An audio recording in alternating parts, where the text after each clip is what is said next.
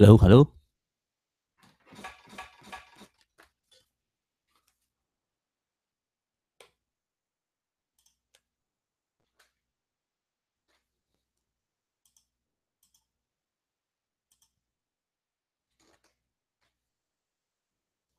Hello, hello.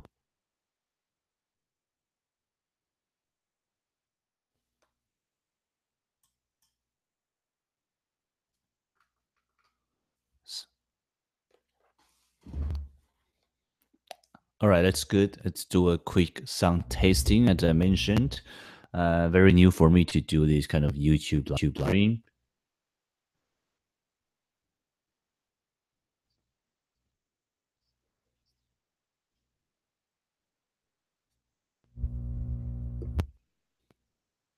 So I think the connection is not the best, but I will just keep going. We'll see what happened. Um,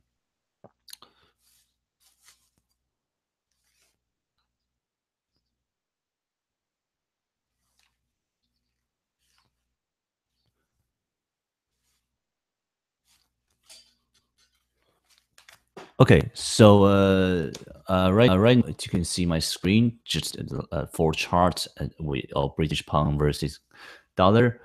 But let me switch.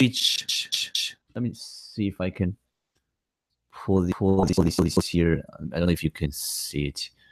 I'm actually using to computer right now just to see if the connection is fine. Okay, yeah. All right. Anyhow, okay. So July 3rd to July 7th is July 3rd. The first thing first is you have to know that um, there's quite a few bank holiday, but most notably, of course, is the U.S. Independence Day. Now, um, what's that going to do? The market is going to have a thin liquidity. Now, when you have a thin liquidity, doesn't mean there is no trade. In fact, it means there's going to be a huge volatility happening, and that's why when there is a thin liquidity, sometimes a lot of trader will just avoid trading. And the reason is because the volatility is hard to control. I understand that liquidity just means you have a lot of seller and buyers in the market. And that means that the price, generally speaking, will not have the one-way street because you always going to have a roadblocks. You have a buyer to support when we have a price falling. You also have a seller uh, to sort of give you a roof ceiling to prevent the price just shoots up. And it happened, last time in British pound, you have the cable with the flash drop, and a lot of time it's not even fat fingers. A lot of time it's just low liquidity. So I understand whenever it's a bank holiday, you want to be careful because of low liquidity means there might have a really huge volatility in both way. That also means that sometimes if your brokerage is not efficient enough, your stop loss will not honor. And that's one catastrophic event like this can wipe out your account. So I'm always cautious. For me personally, if you're new, then you should just be careful. Basically, when it's bank holiday now, especially tomorrow, touch the wood. It's U.S. Independence Day. There is a very high chance of terrorist attack. Not necessarily in U.S. homeland, but in a lot of places, a lot of U.S. embassies will protest. Now, that doesn't mean the market will crash. Contrary, nowadays the market is quite resilient to this kind of event, but it does mean that a lot of uncertainty happened. As I mentioned in my previous video, nowadays, back then in 2015 or even 2016, when we have a terrorist attack, you see a lot of buying into Japanese yen. Nowadays, so much because we become numb to this kind of events, and market become resilient. So it will only have a huge effect if tomorrow you have a huge terrorist attack in the U.S. homeland. It have to be a bigger scale, like 9/11, which most likely, of course, hopefully it doesn't happen. But if it does, just be careful to be in any Japanese yen pair. And if it does happen, you have a better chance to buy into Japanese yen. That's just something to keep in mind. That's actually part of my trading plan. I don't like to say a plan because it's like I'm planning for a bad thing to happen. No, but it's just something to keep in mind when it comes to this kind of sensitive holiday.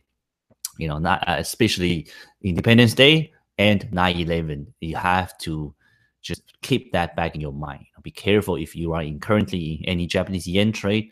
That's the risk you have to know. Okay, so aside from that, let's take a look at the way I trade. It's very simple because I try to simplify things, but simple doesn't mean easy. So just keep that in mind. I trade the key events catalyst. So what I do is on Sunday, Monday, I usually line up all the important events for the week, and then I do an update on 8 major currencies. You know, from the fundamental perspective and sentimental perspective. Then I have sort of lay out my game plan. Now this is not my trade plan. This is just my game plan.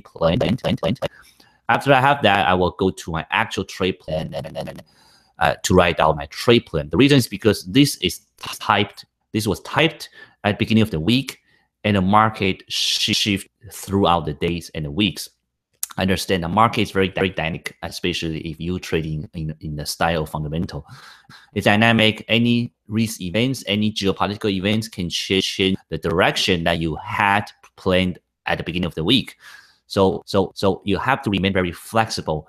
It's very different than trading a technical system. Now, if you're trading a technical system, you want to be very persistent. You want to sort of be even somehow become more stubborn. You know, you have to trade through the drawdown as long as your system tells you, give you a signal, right? That's the technical trading, and that's very important criteria to have. Is you have to trade regardless of what happened.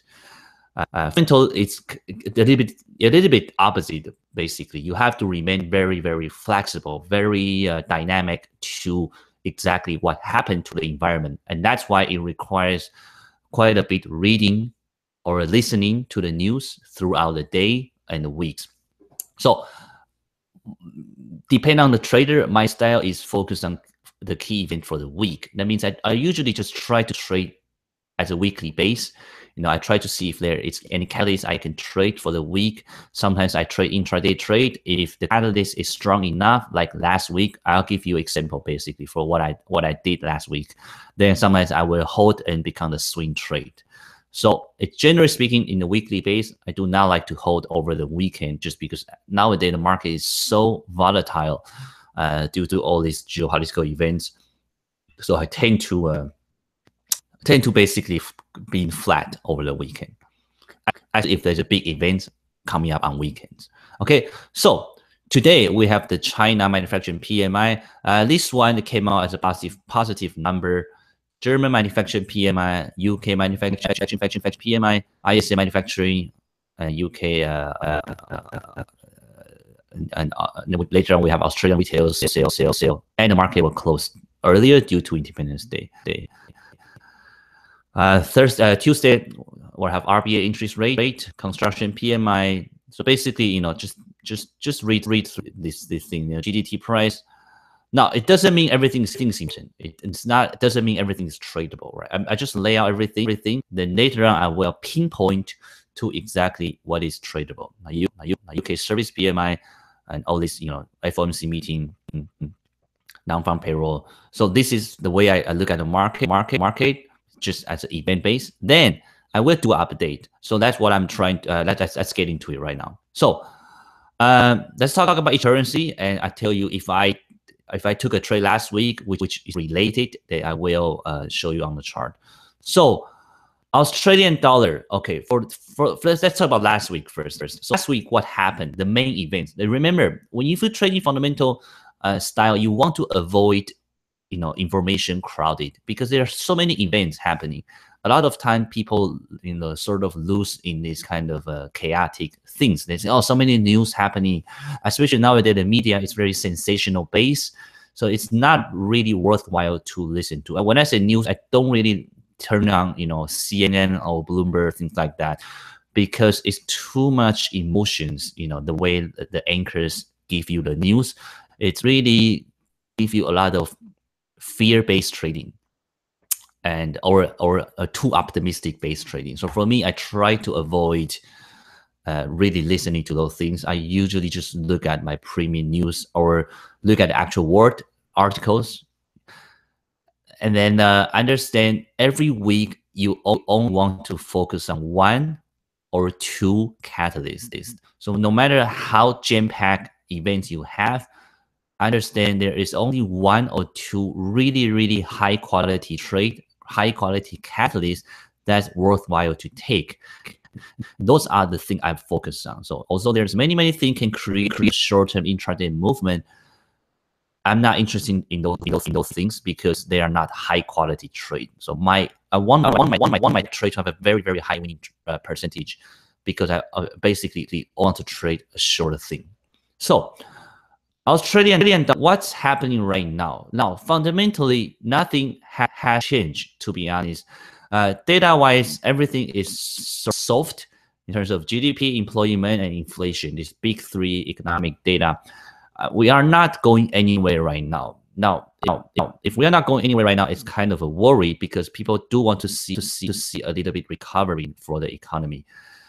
Aside from that, the commodity market, which is hugely related to Australian dollar, had been in a very bearish stance, bearish direction since a couple weeks ago. Now that had changed last week. So what happened to Australia is that Australian dollar actually rebounded quite well. We have a very strong bullish run last week, and the reason this momentum was fueled up by the commodity market. So understand, whenever you look at the price action, and there is not necessarily all the time, but there's usually one big reason for a currency to have a drastic movement, and those are the things you want to figure out. Now, you don't need to be a sort of a witch. You don't need to see into the future. You don't need to have a crystal ball, and in fact, you don't need to trade when you don't know what's happening. So you can always, once you understand a currency is moving very volatile, very drastically, and then you understand the fund reason to drive that, the only question to ask yourself is whether that fundamental reason is going to last and how long it's going to last.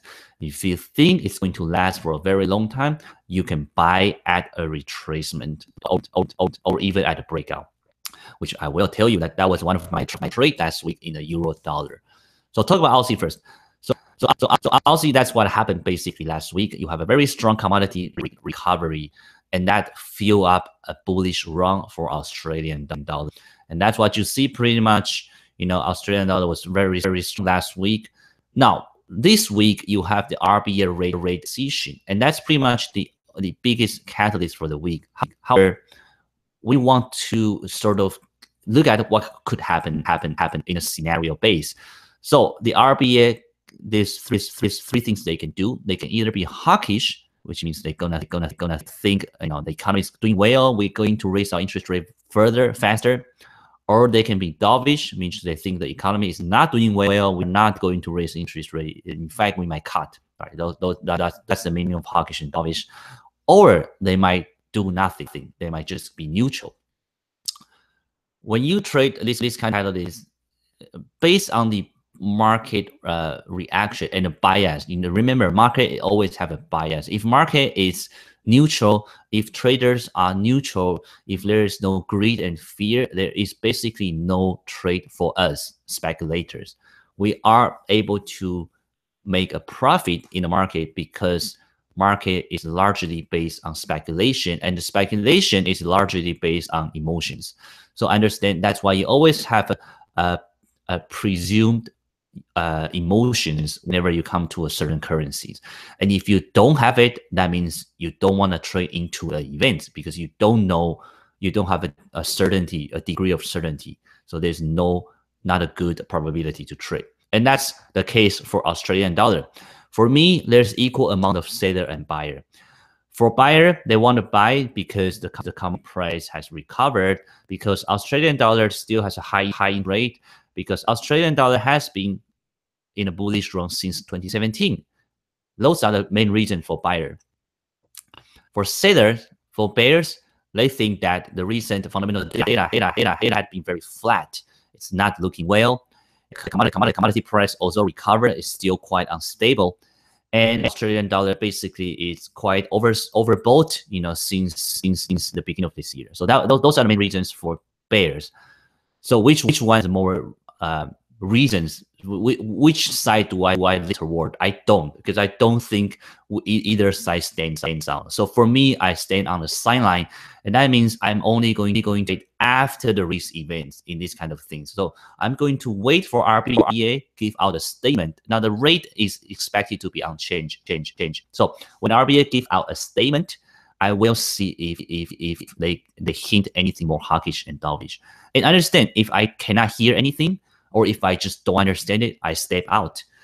And sometimes people get caught into it. They feel like, oh, they're missing action. And that certainly was myself back then. And nowadays, I really like to stay on the sideline if I'm not sure. And what's interesting to let you know is that if an event is big enough, you have so much profit to make, even if you missed initial 100 pips. So I understand that when the central bank give out a certain momentum, the thing, any currency can go, 2, 3, even 500 pips movement. That means the initial 100 pips is nothing. It's nothing. You have to look at this in the micro perspective. That you will really develop this kind of patience to really stay out on the sideline and then really trade when you have a clear bias and clear confirmation. So that's my game plan. I'm going to wait for RBA to give out a clear direction and for me to trade. And if I don't have a clear direction, I'm going to let the price action tells me. So I understand, as I mentioned, a lot of people come into this kind of fundamental trading with a sort of like a battling mentality, thinking that this is the enemy of technical analysis. That's really, really further from the truth, because I love both analysis. I mean, technical analysis, price action works fantastic. Fundamental analysis works fantastic. So for me, if I don't have a clear fundamental reason, I let the price action tells me, and that's basically what I did in a euro dollar. So let me finish Aussie's trade here first. So for Australian dollar, don't have any bias. That means I'm going to step on the side, wait for RBA to give me a clear direction. And once that happens, then I have a clear direction. And then after the RBA, we will have the trade balance, which is a tradable event if you like to do intraday movement. But only if we get a clear direction from the central bank first. That means we also have the retail sales coming up before the RBA, and that's not something I will trade, because it's coming before the RBA, and currently I don't have any direction for Australian dollar. I don't want to take these retail sales ahead of a central bank announcement. Sure, if you have a deviation, you could have a big directions, but the risk is simply too big for me to even consider it. So I don't want to do it. Okay, so that's give you a very simple ballpark of the trading style. I'm gonna tell you what I did in the euro last week. So euro, it's a very good example, because last week ECB Draghi came out and give a very, very hawkish stance for euro. And what we saw is that euro dollar basically just rallied. It rallied up, all the way. Let me pull out Forex Tester here.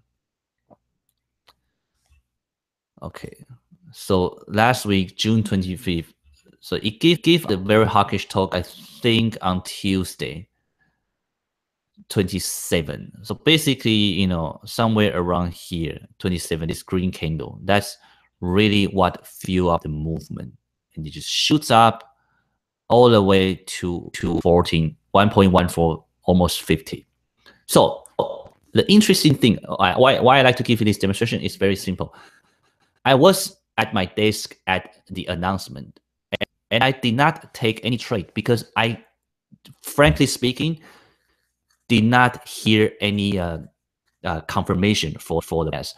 So for me, even though I'm right at my desk, I was not sure. I did not understand. Either I did not understand, I was not sure to take the trade. And what I did is I step out. I don't want to jump into a trade if I don't understand the reason. So regardless of that, I still make profit. Why? Because I jump out and you see the price action went up all the way, all this green candle, and basically almost reach 1.14. So a lot of people just basically like, oh, okay, missed the initial movement. I gave up.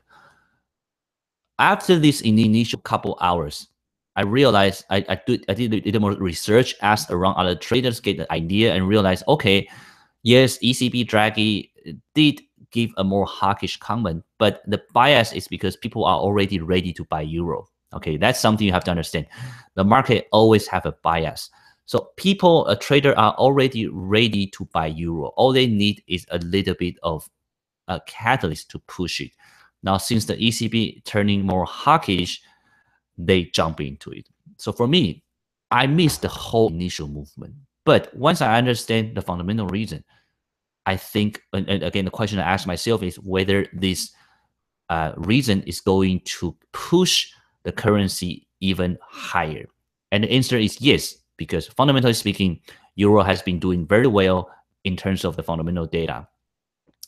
Sentimentally speaking, the central bank has turning quite hawkish. From the beginning, they were very, very dovish. Another micro scale is the geopolitical situation also become very stable. Remember at the beginning of 2017, everyone was worried that European nations going to collapse because of French election, Dutch election, or even upcoming German election. The people were worried about a French exit could happen, and now that was not the case. Europe seems to be union again, and even the Greek crisis has minimized. Basically, the risk has under control right now. So even the Italian crisis is under control at the moment. So all these things just give a lot of momentum for euro. Dollar, on the other hand, since the initial basically a very hopeful beginning for 2017, people were very, very hopeful for further reserve to keep hiking rate. People were very hopeful for the White House administration to give a lot of good fiscal policy. And none of those happened. Federal Reserve did hike rate twice, and that means there's nothing more to into it. And they actually came out saying the next rate hike is mostly in December. So there's nothing more to push US dollar. White House really is a mess. None of the fiscal policy had worked so far. Trump remained to be very basically he's not able to really fulfill the promise that he gave out at the election. So that's what people are looking at right now. So euro dollar, because of all these reasons, I decide to keep buying it. That's the fundamental reason. So understand, we use the fundamental analysis to give us a bigger direction, to give us a reason to get into a trade. Then you want to do a technical analysis to find a good level. That's it. Very, very simple. For me, the technical analysis, I do it a very simple way. I look at major resistance and support. I look at round number, and I look at Fibonacci retracement. So after this initial run, almost reached 114, I realized the blue line here, that was a monthly PV point. So what I did is simply draw Fibonacci and put my pending order at 50% of retracement. At that time, I was right at 1.13, I think. And I'm sorry. It was at 38% retracement. So I used 38% here at the bare minimum. Right here was my entry, 1.1309. Lo and behold, second day, there was suddenly a rumor from ECB saying that it is getting too excited. and we saw a huge drop, a very quick drop to fill me in, and we rebound right away. So this trade was working very well, and that was just one demonstration that you really don't want to get caught up in that initial price action if you don't understand what's happening, and there is always chance for retracement. You just have to be patient enough, and sometimes you miss the trade altogether, and that's fine. That's part of the game. Remember, you're looking at a bigger picture in the long run. You want to stay in this game for long enough. So don't chase the trade. That's the worst thing you can do. Don't chase the trade, because that's where you get caught up all the time. Always buying at high and always selling at low. So basically, that was one of the trade I took. That's the only trade I took, actually. And as you can see, it went up quite nicely.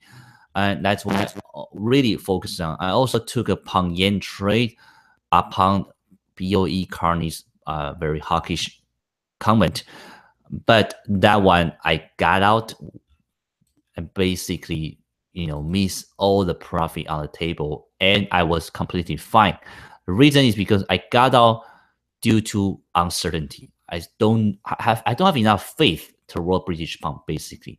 At that time, especially, I think the economy of UK is really not looking well. And although BOE kept saying they are going to raise interest rate, if they really does raise interest rate again, sorry, not again, if it does raise interest rate, it's going to have a huge impact on the UK economy, because of the wages are not growing anymore.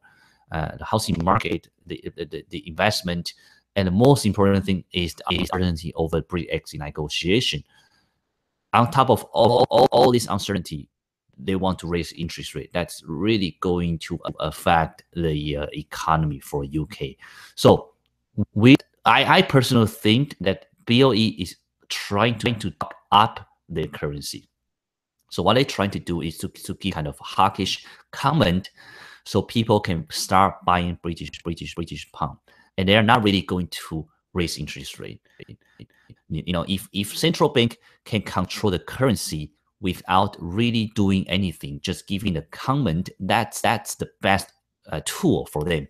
Really, that's the best tool for them to use.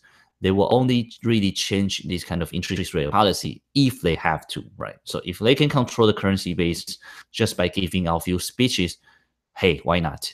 So that's what I think, and that's why I got out of British pound trade, because I just don't have too much faith to holding a pound long at the moment, because basically there's more downside risk for British pound. So that's why I get out. So although I missed the profit on the table, I'm fine with it. And that's the two give you just sort of demonstration of how I really trade this kind of style. So second thing, let's take a look at Canadian dollar. Canadian dollar last week, again, another strong run for Canadian dollar. So as mentioned in the previous video, ever since the Polas and Bank of Canada members came out giving a very hawkish comment, Canadian dollar has been in a very bullish strength, and that had continued to go. So what's my personal stance? I think, first of all, talk about the risk. Okay, I understand. I always like to guys. Risk for CAD is number one, the oil market. The oil market is, in the micro or fundamental perspective, not looking well. Why? Because the crude oil inventory continue to have to build. The OPEC does not seem to have enough power like they had before to push the oil price up. And most important thing is the general economic cycle. We don't really have enough manufacturing going on, especially in the emerging market. That's what we see a large build in oil. Lows effect. So why do we have a large rebound oil price last week?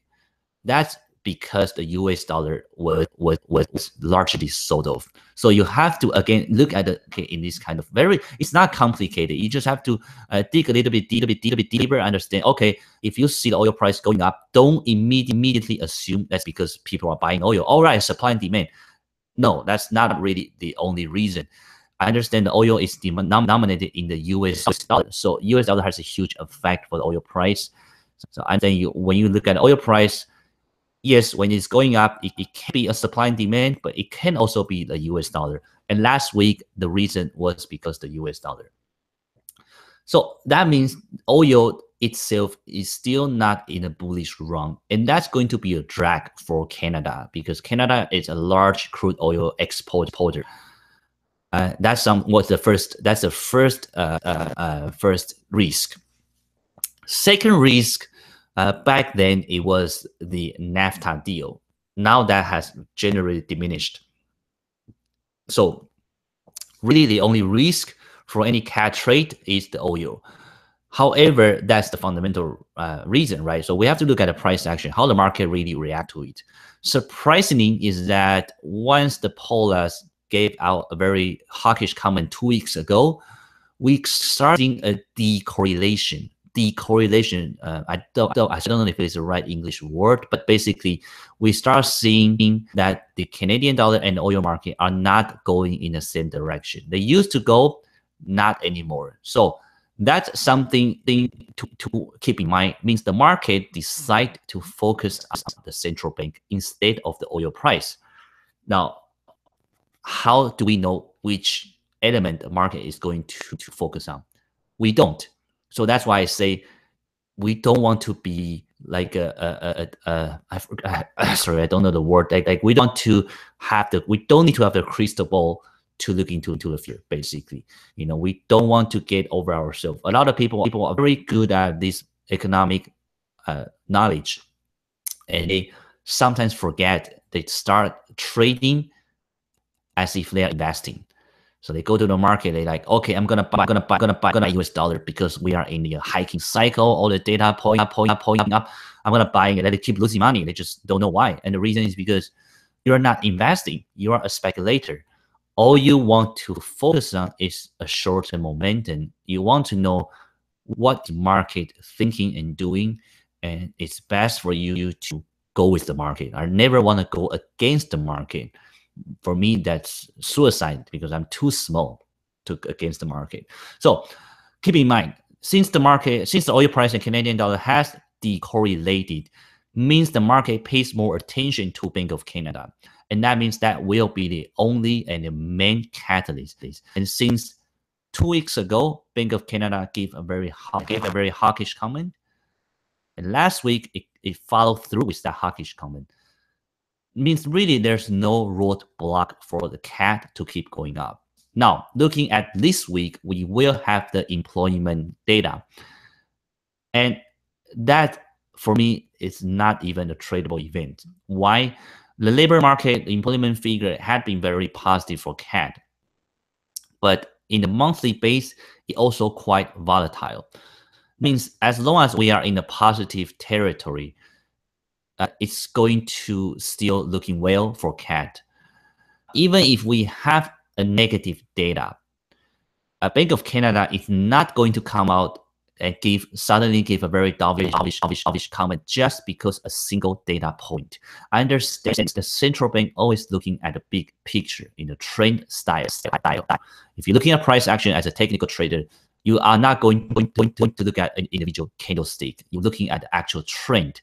And only the candlestick happened consecutively or it happened at a significant support and resistance. Therefore, you have a meaningful signal.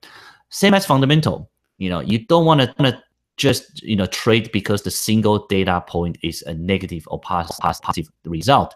You don't want to say, oh, okay, now if the employment figure is bad for CAD, I'm going to short CAD. No, because that's not the case, right? You want to look at fundamental data from a central banker's point of view. So they're not going to do anything even if we have a miss. That means you have to think about it. CAD is going up because the central bank and employment data, if it miss, it's not going to pressure it. If it's in line, it's only going to fuel up. And so that's my bias, right? So just listen to what I say to you. You understand I already have a clear bias in Canadian dollar, which is I'm quite bullish in it. So that's just the fundamental. How do I pick the pair? For me, right now, it's too early to tell because this week we have few. First, tell you what I'm not gonna trade with. I'm not gonna trade with euro because I'm very bullish in CAD and also very bullish in euro. So I don't want to pair two bullish currency together. What about dollar? Dollar, we could trade it, but technically, let's take a look at it. Technically, we are at a very, very low level. So although fundamentally I say, okay, I see the direction is going down, but technically I simply don't have a good place to get in. Now, we could place a trade into this Friday's NFP. If we have a positive US NFP, we can get in the much better level for dollar CAD short. Now that I will have to explain to you why I am so negative for US dollar, even if we have a positive NFP. The reason now since we are there, let's look at US dollar then. US dollar, the reason is because right now we simply don't have a big catalyst to push dollar higher. So as I mentioned, no more Fed rate hike until December, right? The hypothesis. White House administration is a mess. None of the fiscal policy had been proved, for Donald Trump. So what's really pushing US dollar? Nothing much.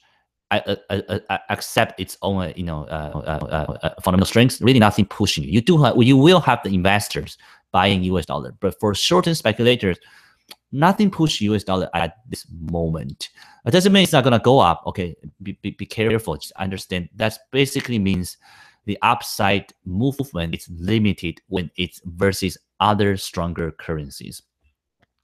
So this Friday we have non-farm payroll. Non-farm payroll usually is a very big event to trade.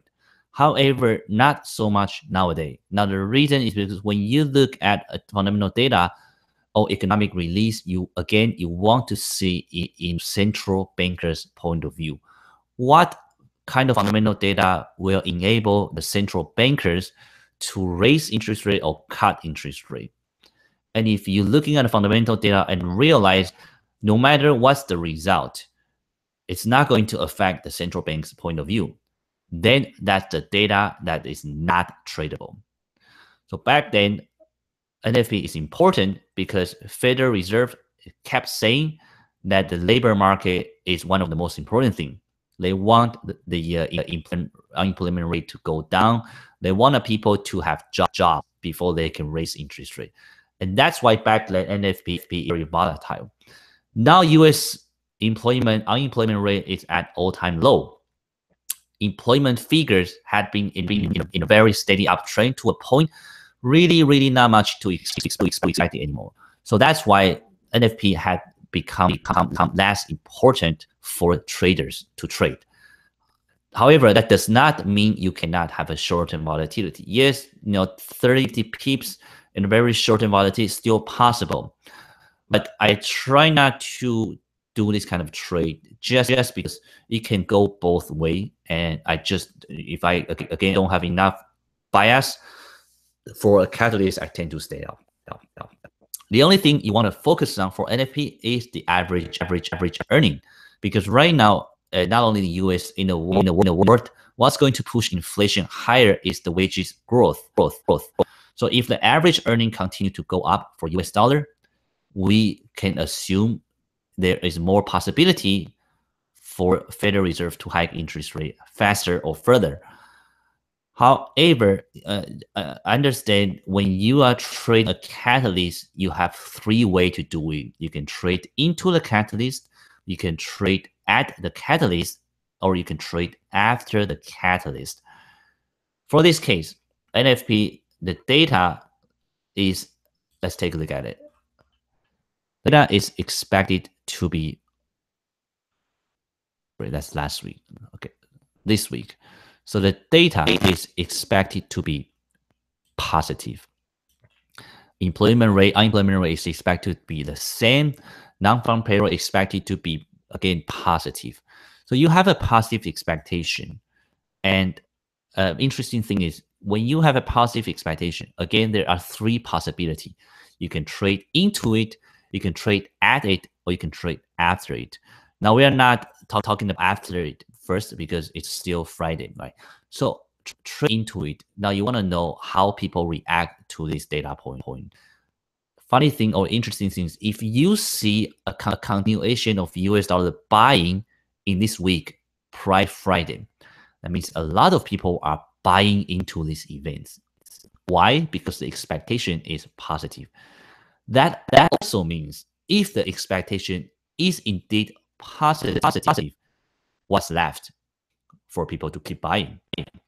Nothing. And that means you will have a buy rumor and sell fact effect. So if you want to buy US dollar at the release of non-farm payroll, out of time you jump in and realize the thing completely reversal on top of a good data. And that's when the moment people come and say fundamental trading doesn't work because the price section does not work with the fundamental. That's not the case. That's just because people already trade into the event. So I understand that's a very interesting way of looking at the market. When you have a positive expectation, you want to start monitor US dollar from beginning of Monday. And if you look at DXY, US dollar index, look at we already have a large surging for Monday. It's just Monday, already rebound. Now this could be the oversold last week, but just be careful. If we continue to have a higher high throughout the week, that means we have a strong buying the rumor, setting the effect coming up. That means unless the average earning gives anything more than 0.3%, which last time when we have a 0.3% was in 2016 July. So very, very unlikely. And if we don't have anything more than 0.3%, that means any positive data will only give you a reversal effect. So be careful to buy at the positive data unless you have something over 0.3%. Now, for me personally, I am not trading into it because I just don't have enough conviction. I'm already quite bearish for US dollar, and a lot of traders are also bearish for US dollar.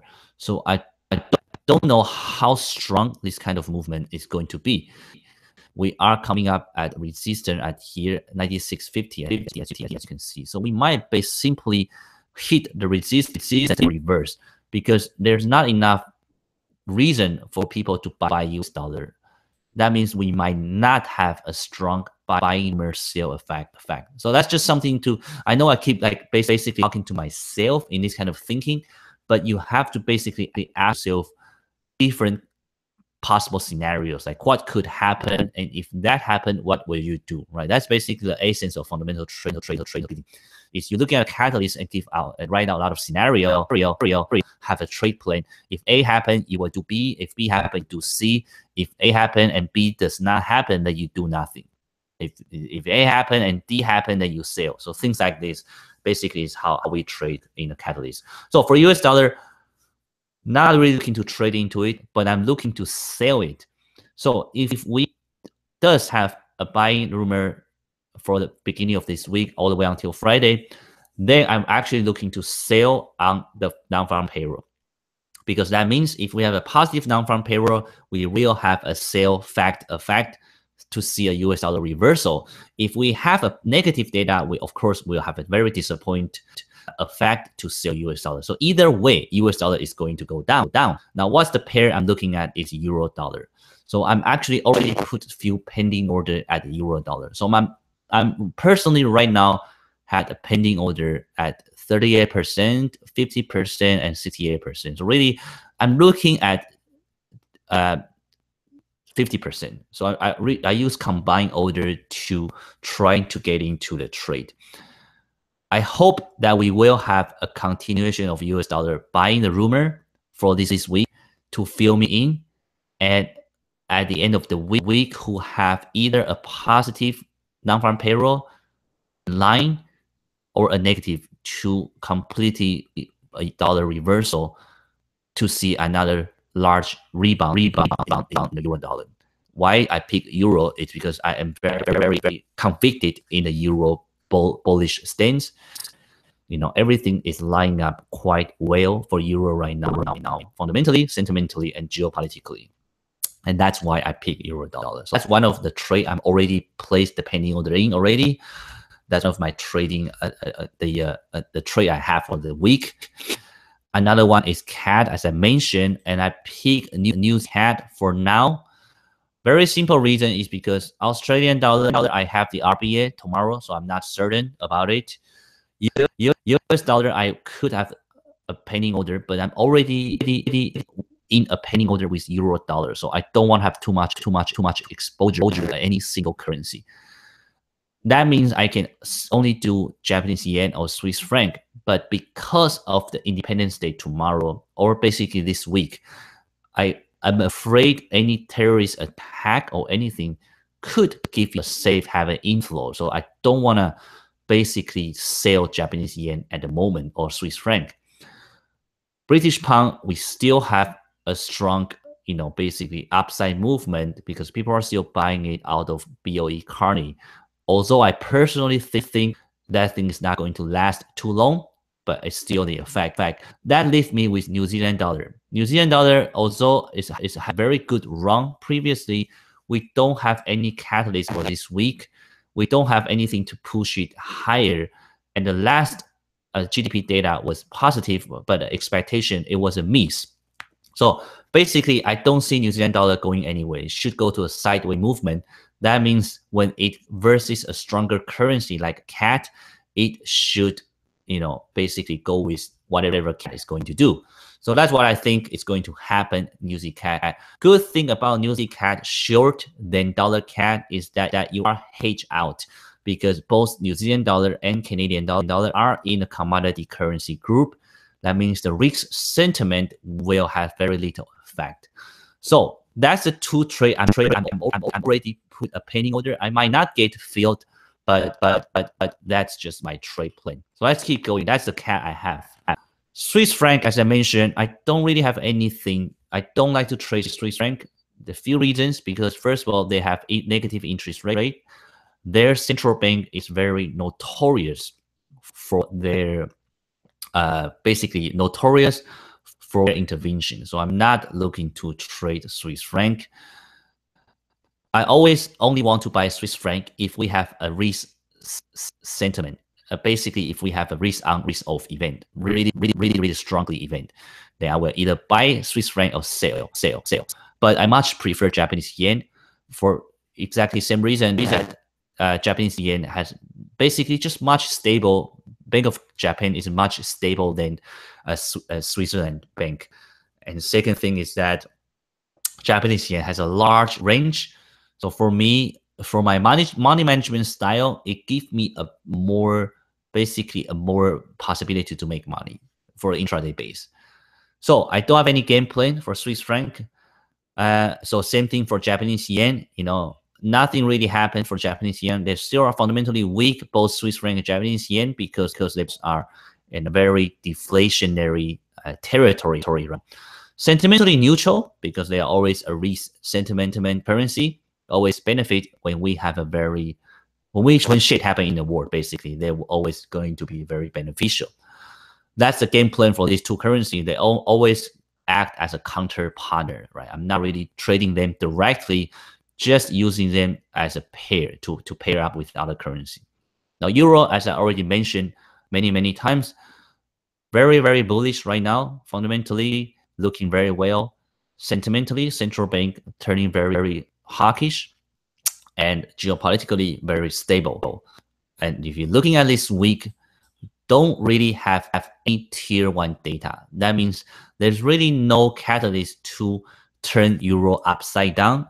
And most likely, any price action to the downside will be a good chance to buy.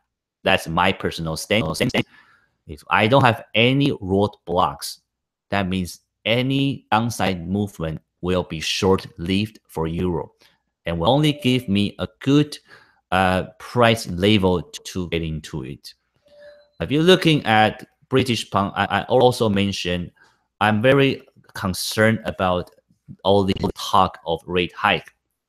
I just think that the Bank of England's hands are tied. If they want to hike rate, what's going to happen to the wages? What's going to happen to the economy?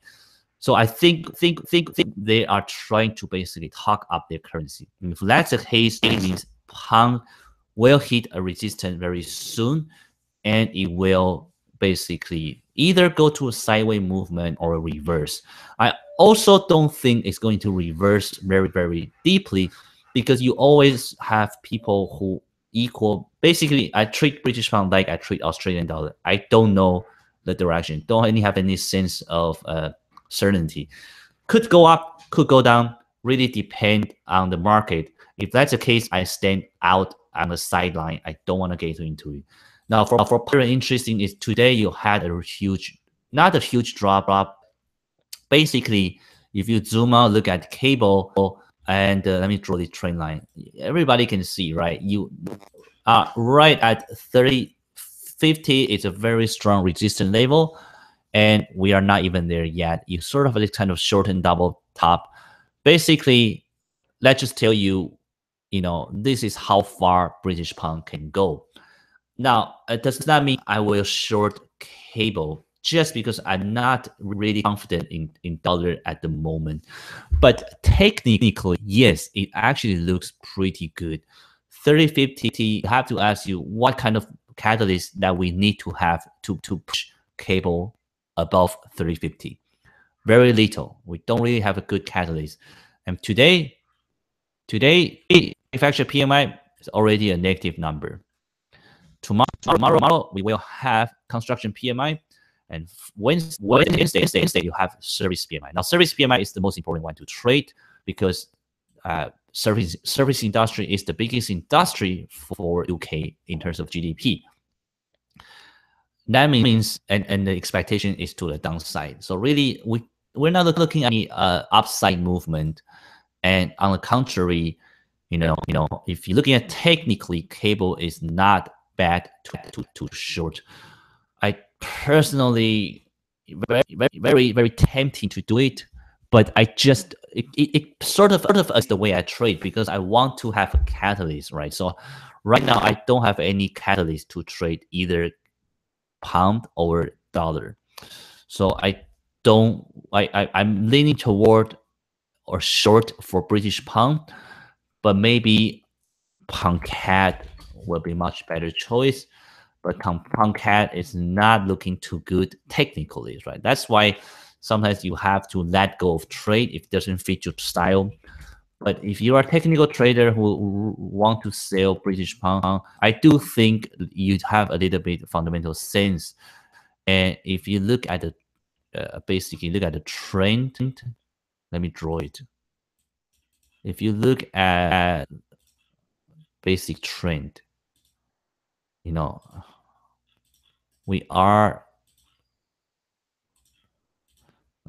just basically broke down this trend. So I think anything below this level basically could see a continuation of downside, while this 30.50 should be strong enough to hold this trade. But this really don't have a catalyst coming up. I think about it now. The more I talk about it, it sounds like a good possible trade. I will have to write a trade plan, but the more I talk about it, I think might not be a bad idea because you could trade into the catalyst. So you're using the buying the rumor, selling the fact for US dollar. That means you wanna buy US dollar, and you also want to sell British pound because you think tomorrow the construction PMI is going to be a negative number, and the service PMI is also going to be a negative number. So if these two are really negative, we're only going to see a further downside movement for British pound. Now, the other thing that is really a major risk for pound short is Carney. And Carney is coming out on Friday afternoon. Right here. Okay, there's no time right now, but he's Friday. So That means it's relatively safe to short cable at the moment. So actually, I think I will do the trade. I will put my trade plan later. For New Zealand dollar, as I mentioned right here, don't really have anything happening. So it's although fundamentally strong and sentimentally neutral, it's really most likely going to a sideways movement. So if you pair it up with something strong like CAD, Euro, then it will be a good short trade for New Zealand. Or if tomorrow RBA is very hawkish, then also UZ will be a good trade. But again, like I said, it's only Monday. Things it's very dynamic in the fundamental perspective. So we really have to see how the market unwind. Right now, I only place a euro dollar long trade and also a New Z CAD short, just because I'm very bullish in euro and CAD in a swing base. But my entry is at a very good retracement level. That means we might not get filled. Because if you understand, if you put something, let's just say euro, you say, oh, okay, I wanna, I zoom out. You say, I zoom out, and I'm gonna draw the low from here, a high from here. I say the best level is at 112. 112.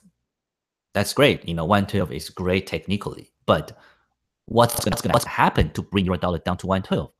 And if something happened that is big enough to bring euro dollar down to 112, you need to reevaluate the market, because that means the fundamental might change already. That means even technical looks so attractive for risk reward ratio, fundamental something definitely has changed to bring euro dollar down to 112 at this moment. So for me, I'm not really looking at that. I'm actually think 113 should hold. Right? If we break 113 all the way to 120.50, I will be a little bit worried, because I 113. I think there's very little reason for 113 to unless something fundamentally has changed. So there you have it.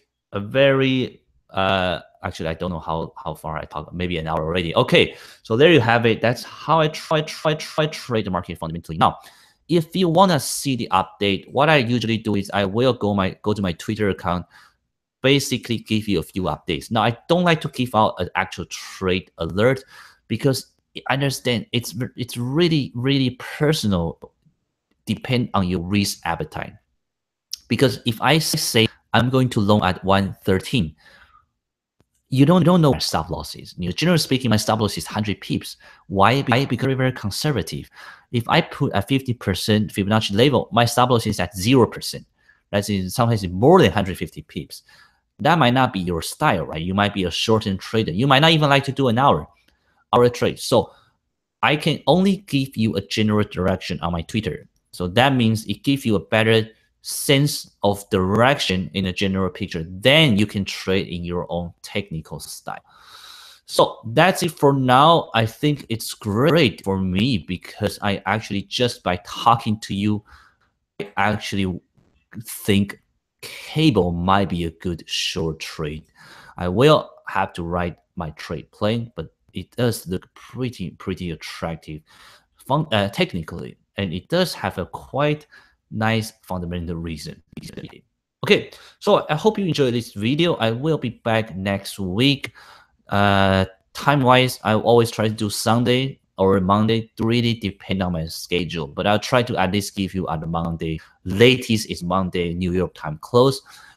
Because Monday, generally speaking, I don't have any trade, so it's you're not missing anything. Again, if you want to attend these events live on a YouTube stream, if you attend live, the benefits, you can ask question live. Otherwise, go to my YouTube. The video will be released after the live stream, and you can shoot me an email at contact@enhoco.com. If you are members of Water Peter, you can find me at the Naked Forex Forum as well. Otherwise, I'm on social media as well. Just let me know if you have any question. I'd be more than happy to help you through this fundamental style of trading. Okay. Play safe, guys. Again, Independence Day tomorrow. Be very, very careful if you are in any Japanese yen trade or Swiss franc. I don't think anything will happen. At least I hope not. But if we do have an unfortunate large scale of terrorist attack, and if you want to benefit from that, you can short Aussie yen. Why Aussie? Because remember when 9/11 happens, US dollar or the whole stock market is actually, it dropped for 1 day and a half, and it goes up because it's basically a patriotic thing that when the country gets attacked, sometimes people will be very resilient to actually buying the currency, buying their stocks. So if you really want to get the best out of it, I really hate to say like this, but just talking in the pure speculator perspective, if anything happened tomorrow in a bigger scale, you want to benefit from it, you can short Aussie yen purely because Japanese yen will have a benefit from safe haven inflow, while where Aussie will have a huge downside movement because it's a very risk on currency. So let's say, and only aiming for 100, 200 pips max. You don't want to hold it for too long and be careful. Other than that, trade safe for this week because the U.S. Independence Day, basically. That's just my personal bias. I'm always very cautious when U.S. has this kind of symbolism holiday, especially nowadays. Be careful. So that's it, guys. I will see you next week. Follow me on Twitter, and I will update in the general direction. Shoot me an email if you have a question. All right. Thanks for watching. I will see you soon. Close this.